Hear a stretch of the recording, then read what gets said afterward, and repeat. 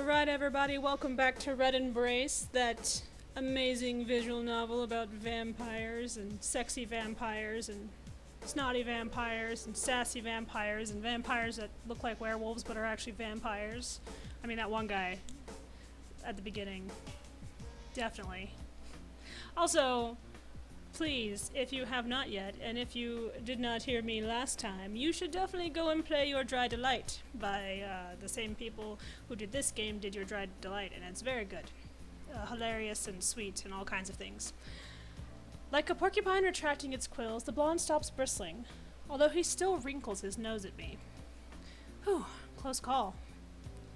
Anyway, I'm not trying to join a gang. I'm just looking for some certain people, that's all. I figured they might hang out around a place like this, since it's pretty seedy looking. No offense. He smirks at me, tapping a fingernail against the side of his glass. Sasuke. Sasuke! It's kind of hard to argue with that, sadly. This isn't the worst part of town, but it's definitely not the best. And the diner could really use some repainting. Probably repairing too. I don't know, I don't work here. Hey, why don't you do me a favor? Keep an eye out for anyone like what I described, and if you find someone, give me a call. Pulling a pen out of his pocket, he grabs a nearby napkin and scribbles something down on it. When he shoves it over towards me, I recognize the writing as a name and a phone number. Luca, huh? You really want me to call you if I see any random shady customers? You got it. Luca. That's a dog name. Sorry. It's like a werewolf name. Luca. I always see names like that. And I'm like, oh, he's a puppy. Yeah, Luca. It doesn't seem like you have anything better to do with your time, so why don't you help me out? Sure, I'll try. I'm gonna be very friendly. my real, attitude. I roll my eyes, crumpling up the napkin and shoving it in my pocket. That's not what I said. Sure, I'll try to remember. Good, make sure you... Although, all things considered, I'm more likely to drunk dial you thinking your number was from some girl I met at a bar. He scowls at me with his teeth gritted together, and I have to bite back laughter. Man, talk about sensitive. He must have an ego made of glass. Listen, I'll help you out, alright? Lighten up a little. If you don't want to, just say so. No need to be such a jerk about it. He mumbles under his breath sourly, crumpling the wrapper of his straw in one hand. Really, I don't mind. You were the one who said I didn't have anything better to do with my time, remember? Be embarrassed. When I give Luca a reassuring wink, he flicks his eyes away and scowls, obviously embarrassed. Then he takes a last sip of his drink before hopping off the bar stool. I'd better not get any weird calls from you. I promise nothing. I'll block you the second you start saying gross crap to me. Luca shouts over his shoulder on his way to the door. Chuckling, I wave a dish towel at him casually, watching him disappear into the thick of night. Silly kid. Tricks are for adults. Who knows what kind of trouble he's trying to work his way into. When I'm left alone with my thoughts, I suddenly remember the man in the hoodie. Is he gone? But when I glance over to where he was sitting at the booth, no one's there. He must have snuck out when I was talking to Luca. Damn. He was fine, and now he's gone. Dang it. A little disappointed, I returned to his booth to take his coffee cup, but I noticed something lying on the table. A $10 bill and a bunch of change just for a cup of coffee? That's pretty generous, and now I feel terrible for doubting if he was going to tip or not. It looks like he just dumped everything in his wallet onto the table. It's almost like he doesn't know how much coffee costs because he's a vampire. He drank every last drop of the coffee, though. I'm not sure why, but knowing that he liked it so much makes me kind of happy. What a weird night. Shaking my head, I pocket the tip and head back to the kitchen with a puzzled smile. The rest of my shift passes uneventfully. Sorry, I got ahead of my own words. My brain was moving too fast for my mouth. People trickle in and out for a couple more hours, but no one else unusual shows up. Finally, I wave goodbye to Troy and step outside, letting out a long yawn. The music sounds so loud to me. I'm gonna turn it down just a smidge. Just to make sure. Okay. Time to walk home. Man, I'm tired. Same spot tomorrow? Of course, don't you trust me? No, I'm Sasuke. Bits and pieces of conversation float from a nearby alleyway.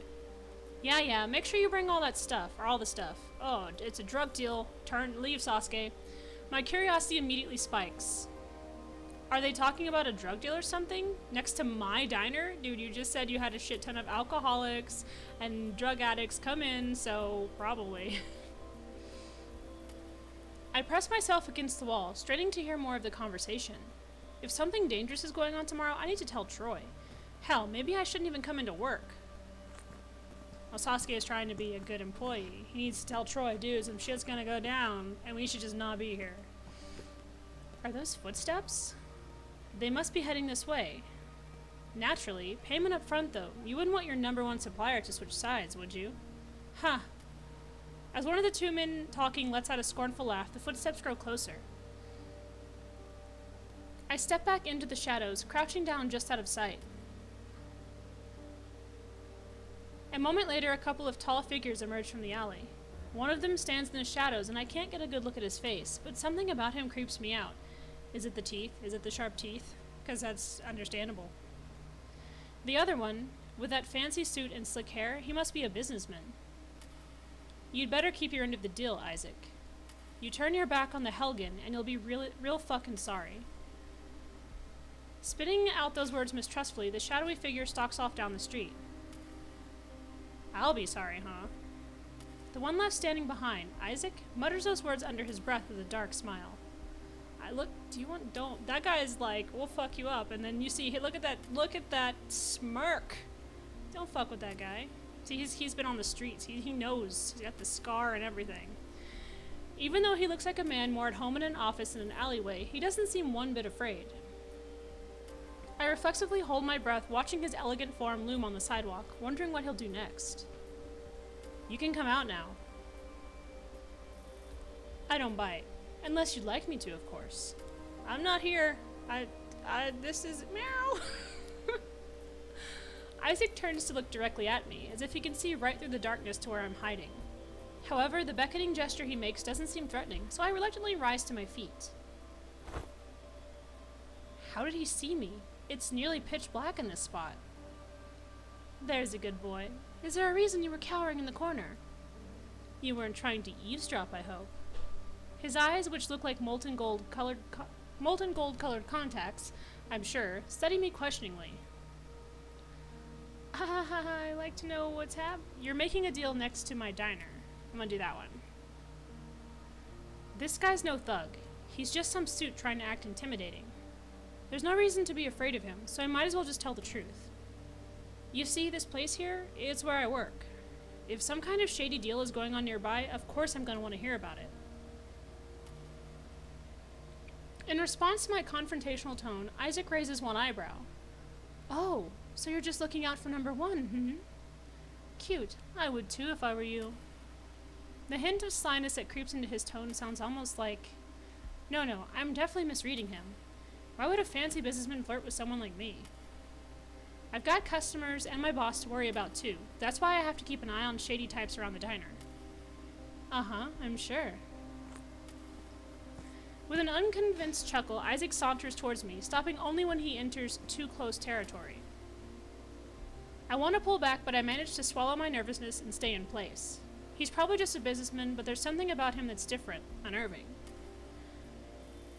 Isaac bends down to peer into my face, close enough for me to see every detail of my reflection in his glasses.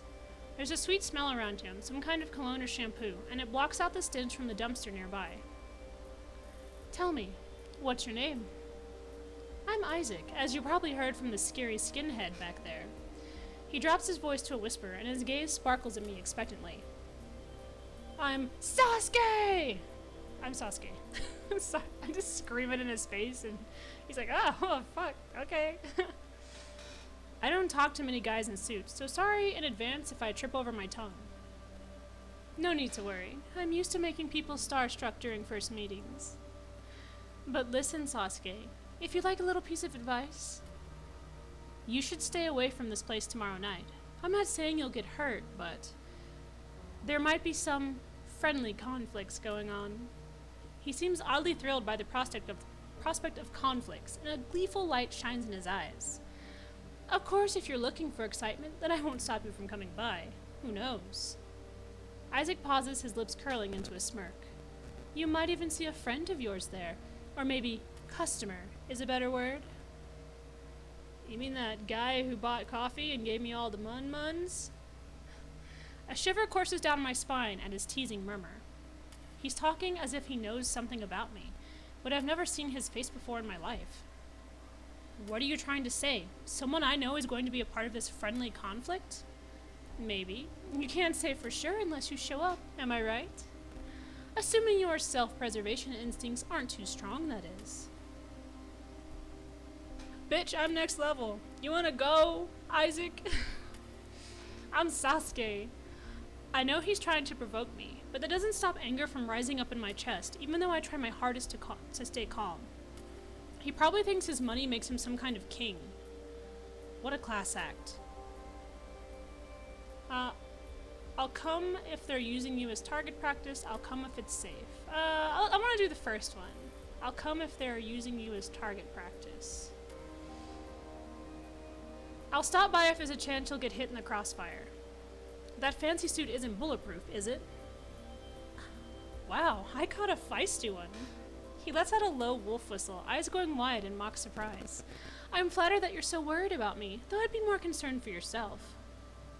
Someone with a pretty face like the one you have can catch the attention of some bad types. Oh, like you, Isaac? I'm not afraid. I'll choke you to death with your tie, you fucking bitch. Just get all up in his grill. Bad types? Like who? My pulse starts to race faster as I question Isaac, who only throws me an evasive shrug. Some people who walk the streets this time of night aren't always friendly, Sasuke. His eyes flick away from me for a moment, and a sudden, cold, dangerous edge enters his voice. There are lots of predators out there, stalkers who just love to have a taste of someone like you. When his gaze returns to mine, a chill runs through my whole body. Isaac reaches out towards my face, tracing the back of his hand lightly along my cheek, all while a cruel smile crawls over his lips. And if you're not careful, you might end up with a bite taken out of you, caught in the jaws of a hungry wolf. His whisper drops so low that his words are barely audible, and I have to lean in a little to catch them. I would be like... You'd be safer if you stuck with me, your valiant Van Helsing, although my prices aren't cheap.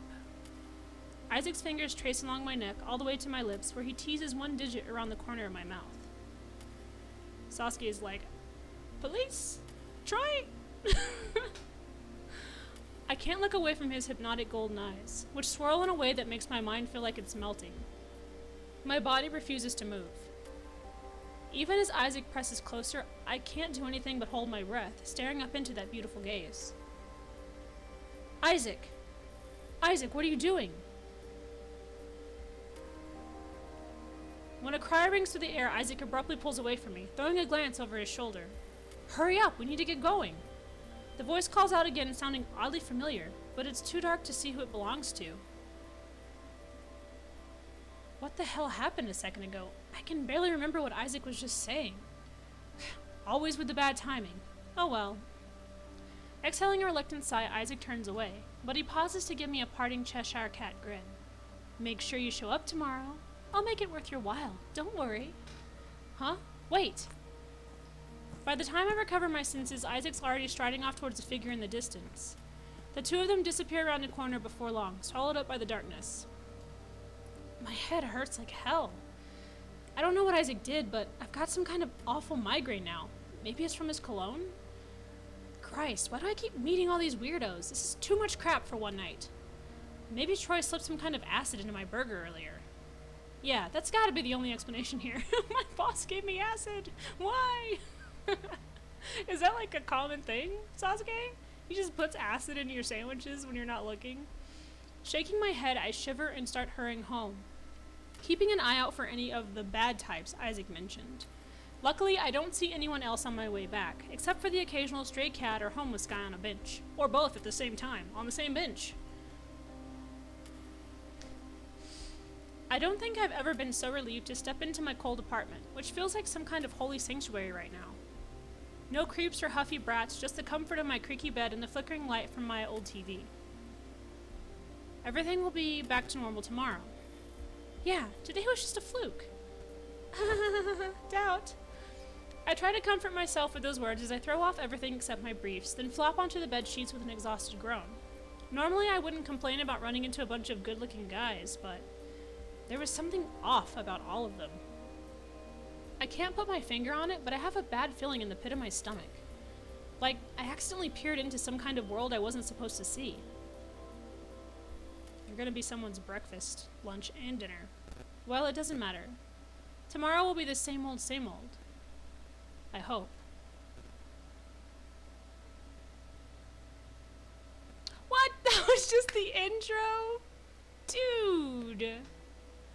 That's amazing. That's so cool. Oh, Dominic. Dominic's the one I want. My wolf boy. No. Isaac. Rex! Because he's red? Is that why? Because he has red hair. Just asking. Ooh, look at that guy. Sorry. Everyone dance with me.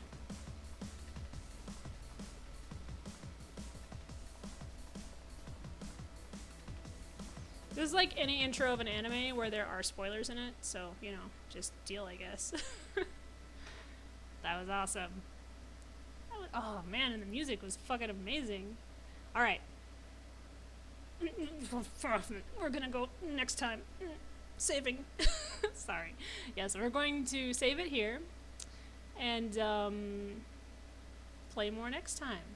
But I am could there we go. Wait, did that save? I wanted this one. Oh, oh wait, it did. Okay, it was just being weird. It was delayed. All right. So next time, we will find out what Sasuke gets to see during this little friendly confrontation that's going on, and hopefully I will be able to romance Dominic first because, I don't know, I just like him. He's kind of adorable. He didn't know how to mix coffee, and he kind of just left us everything he had in his wallets and or pockets as like a tip. He's like, I don't know how much coffee is. So here's like $15. So yeah, I really like this game so far. I love visual novels, and I love visual novels that are really romantic and stuff like that, so I'm really looking forward to this one, and it's Argent Games. Like I said, they did Your Dry Delight, so please go check that one out. It's on Steam for free. It's short, but it's amazing. It's about prohibition, and it's just a lot of fun and a joy to play, and this one is a joy to play, and I'm glad it was recommended to me because I love it. I love the characters, and I've only played it like twice so far. I've been like a little over 30 minutes, and I'm just already in love. So yeah, thank you guys so much for coming in and watching. I hope that you enjoyed. You know that I did, and I will see you guys next time. Bye!